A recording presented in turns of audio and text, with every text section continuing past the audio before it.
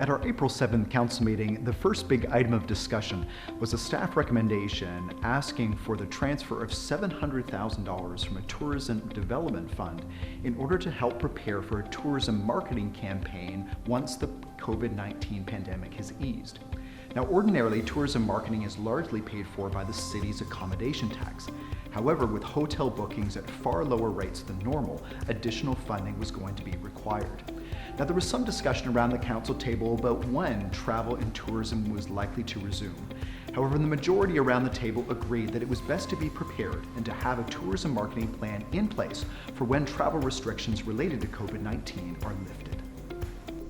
Last night, Council also passed a new bylaw under the city's declaration of a state of emergency that will enable it to issue orders and issue fines related to COVID-19 restrictions. Now, currently, Kingston Police, along with city bylaw officers, are able to enforce and issue fines related to certain restrictions. For example, non-essential businesses that are still remaining open, gatherings of 5 or more people, violations of the Quarantine Act, or prohibited use of playgrounds or other park amenities. This new bylaw will allow for consideration of additional orders and fines, for example, related to physical distancing or keeping at least 2 meters apart. For any complaints or concerns related to COVID-19 restrictions, you can reach the Kingston Police at their non-emergency line to report them.